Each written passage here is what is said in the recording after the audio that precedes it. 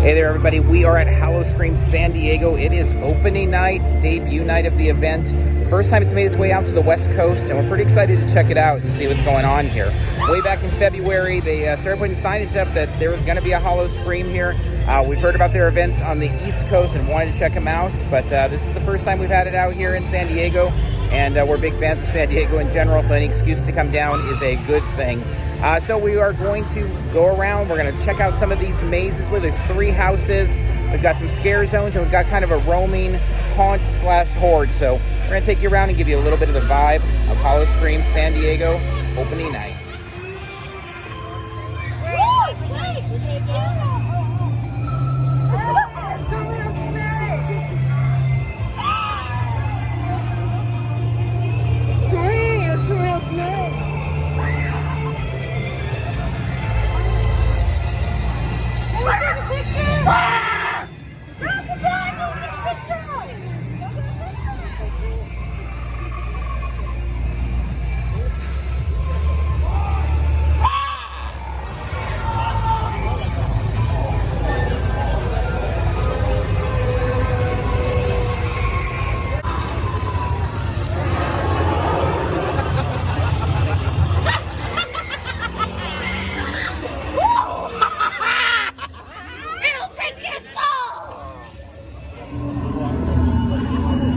So most everybody's crowded the lines for the mazes, so we're gonna just wander a little bit here. Some scare zones. Hey, watch yourself!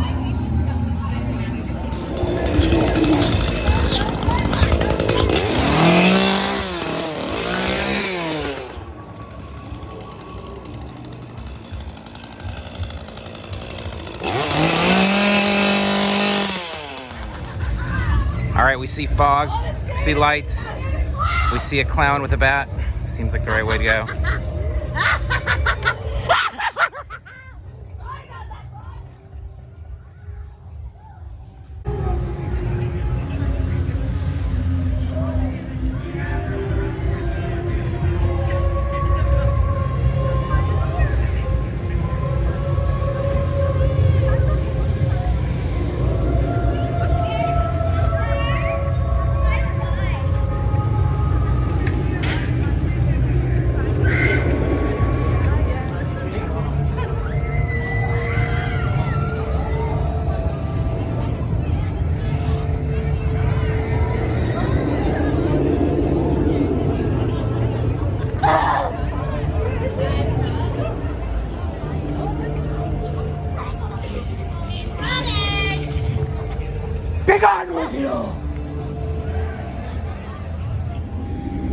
All right, to get a sense of where we've been so far, at the front there we have First Fright, so the snake charmer, the chainsaws, all of that in the First Fright.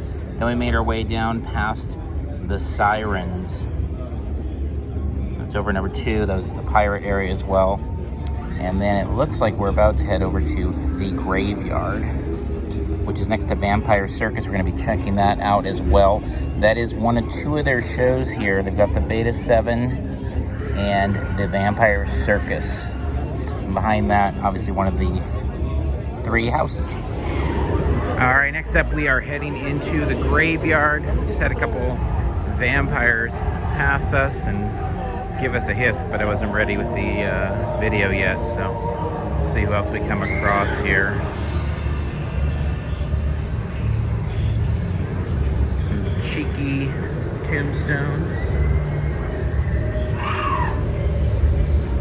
For a first-year event, I've really liked what they've done with lighting throughout the park so far. And these set pieces, some of them that they have year-round, others specifically for the event. Even the inflatables, the lighting gives them texture. The soundscape's pretty good. A lot of these things are just much more visually appealing than I would have expected for a brand new event.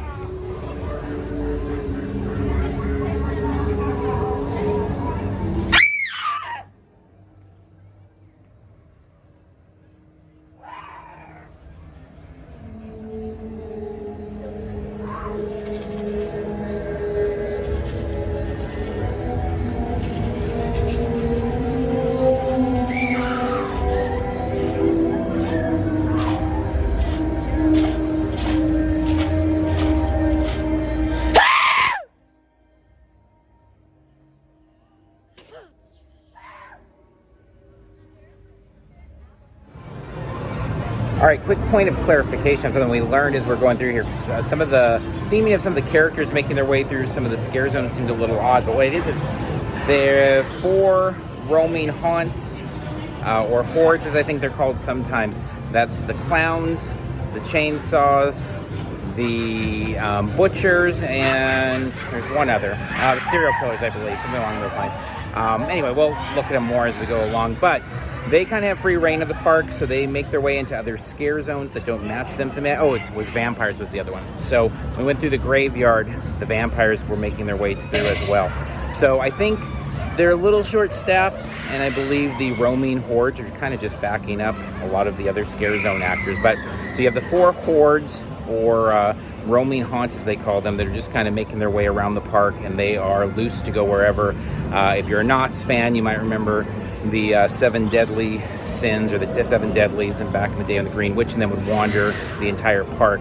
I think it's kind of meant to be that vibe, so they just go from place to place, unlike the actors that are limited to their scare zone. So there's 6 scare zones, 4 roaming groups, so a combination of, I guess, 10 different kind of scare zone type things to go with the 3 mazes. So it took us a while. There's some discrepancies between what's on the website and what's on the map, so we were a little confused by some of that, but now I think we understand. Hopefully that helped clarify a tiny bit for you as well. So let's make our way out into it in the scare zone. All right, so I believe this is Deadly Toys, and I think there's also some of the roaming clowns hanging out in the area.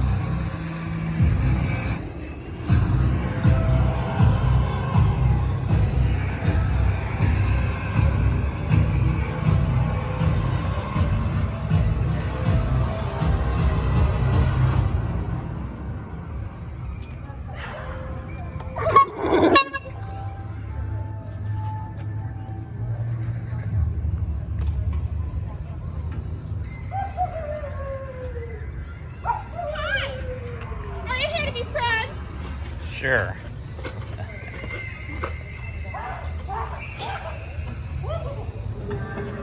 I'm Cassie. What's your name? Sean. Hi, Sean. I'll never forget your name. Thank If you leave, I'll find you. Excellent.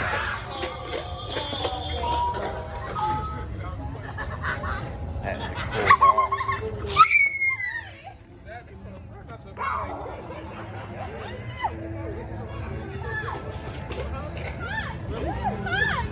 Tag! Tag! Tag! Who? Don't look behind you.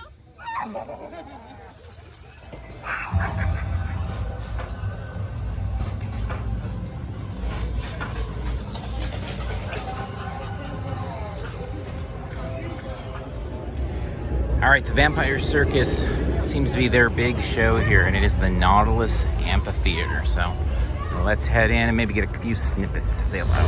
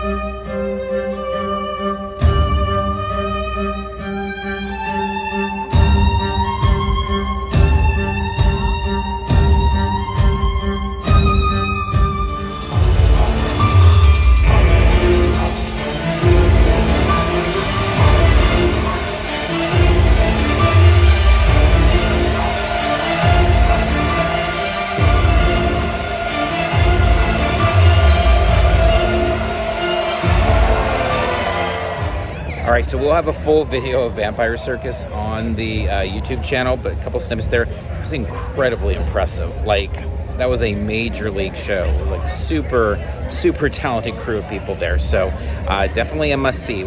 Far larger production than anything we were expecting down here for the first year. So pretty exciting. All right, let's keep moving. All right, so behind us, Simon's Slaughterhouse. We just went through, and what we learned is they are not allowing video. They don't want your phone out at all in the mazes, and that includes media, or at least that's what we've been told, and we've heard from some of the other media here. So no maze walkthroughs, although I wouldn't be surprised if maybe that changes or some others are able to do it, but we will go ahead and leave those off. So that said, Simon's Slaughterhouse, it truly is what it sounds like, a slaughterhouse maze. If you've done ever a slaughterhouse maze, you know the theme there. Lots of carcasses hanging and draining blood, lots of crazy hillbilly types that are threatening you and chasing after you. The set pieces actually looked pretty good. There's some solid sets all the way around. These weren't, things that look like they're flimsy or going to fall over or anything. It looked like really, some pretty strong structures. It was a pretty fun walkthrough in general if you're into the slaughterhouse theme. I've always liked slaughterhouse, had a good time with it. Fun little maze.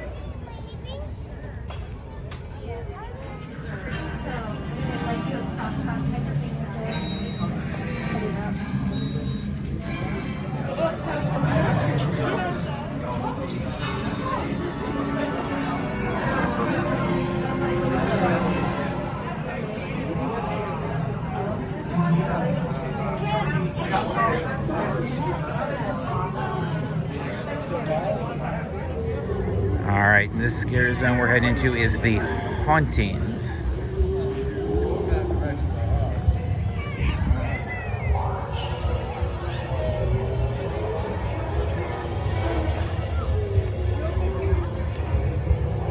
Did you read Life Forever?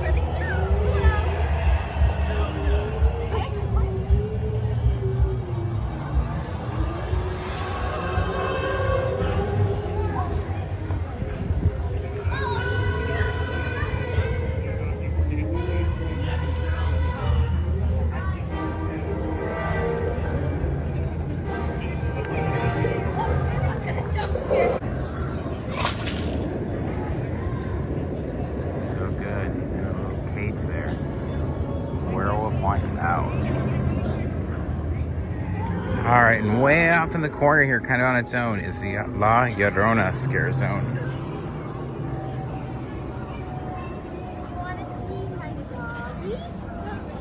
Sure.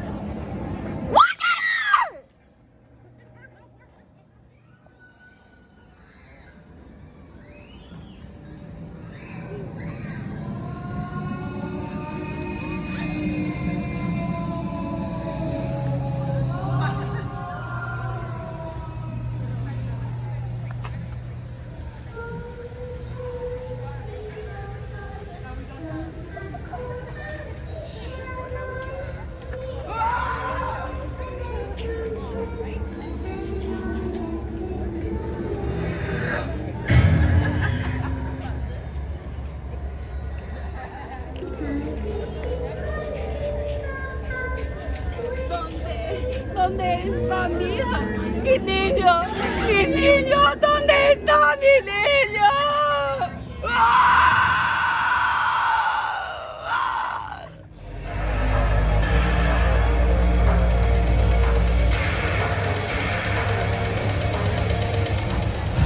All right, we just went through Nightmare Experiment. This one is truly an asylum type maze. So if you've missed asylum mazes, you don't really see those much anymore ever since Fear VR 5150 disappeared, and they had one up at Great America disappeared. It just kind of seems in general, at least in California, a lot of those types of mazes disappeared. But this one, it's all about an asylum experience. So the actors going all out in there. Again, the set pieces look pretty good overall. I mean, things seem sturdy, well put together. Actors just super passionate. One of the things to notice in general, the actors scream a lot here, and so hopefully their voices hold up over the weeks. They have a lot of young actors, a lot of actors going all out with their voices, so hopefully they're able to take care of them so that they're able to still have voices by night number 2, 3, and beyond. So, all right, let's keep moving.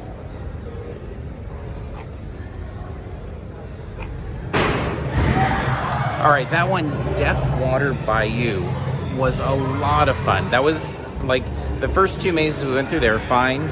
They were, but nothing, you know, that really was anything you hadn't seen before. And I don't know if there was anything we hadn't seen before in this one, but there was some really cool use of like some water type effects, a fog lake, and a variety of other things. Really much higher quality than the first 2, and a lot of fun to check out. So that's one actually that you know, would be a must see. And I understand why when we came by, when we first got here, we had a much longer line. I would say also all the mazes, at least tonight, and it is a pretty slow night here, opening night, but they're really pulsing people out pretty well. So you're getting distance, and you're not ending up with too much of a conga line unless you're catching up with the other group, which has happened some. They do have the necklaces for like the no scare, the no boo, or whatever they're called, for little kids. And even though they're very clear that this is like an adult, super scary type of a meant event, still a lot of people with children here. So I will say, though, the actors have done an outstanding job with the kids. Several of them have been, you know, taking photos with them or reaching out to them or waving to them. I haven't seen a single actor try to actually scare one of the little ones that seem to be pretty terrified being here. So, but anyway, that Bayou one, quite a fun maze. Okay, some concluding thoughts here. Howl-O-Scream delivered much more than I expected down here in San Diego. I think Carmel and I came in, I don't want to say with low expectations, but it's a first year event. Operations are difficult. There's very few theme park things we've done in the last few months that haven't been challenging on the operational side. That said, on that side, I mean, it was very small crowds here tonight, so there wasn't, you know, big problems with access to things. The other thing, though, is even with 3 mazes, or because maybe they have 3 mazes, there's so much activity to be had in the scare zones. And I'm the type of person, I mean, I love the mazes, but I'm honestly most excited about hanging out in scare zones. And so when you have the 6 plus the 4 roaming, I mean, you've got some sort of, you know, entertainment in terms of scare zones everywhere you go. People are wandering around trying to give you a little scare here and there. There's not a lot of sliding. Carmel caught 1 slider at one point. I think we saw 1 stilt walker. So I mean, mostly it's, you know, standard scare actors on the ground. It's a young group. They're really going all out. I mean, huge props to all of the scare actors here, because I feel like they're working really hard and you know, really tearing it up. But it's been a lot of fun. The lighting is great. The fog effects are great. The way the scare zones cover a lot of ground is great. The 3 mazes, 2 are fine. 1 is really good. So I think that there's a lot to like about the event. The prices are really good. And I think as we look at the years ahead, they're definitely going to grow this event, you know, more and more as long as people come out and support it. Obviously, people are going to have to buy tickets, and we'll see how their season goes. But I'm guessing there'll be a lot of positive things said about the event. A lot of people we've talked to tonight have had a good time with it. You know, it's not a direct competitor to a Scary Farm or Horror Nights or anything right now, but you know, it could be a really big future here, and so that's an exciting thing for Halloween fans like us. So we'll talk more about it on our podcast. If you want to check out Parks and Cons, where did you find podcasts, please like, subscribe, and share our videos. We do a lot of work, and we appreciate it if you comment, let people know, and help spread the word. So we'll be at Six Flags Fright Fest tomorrow night, and at all sorts of Halloween things for the next month and a half. So until next time, we'll see you in line somewhere.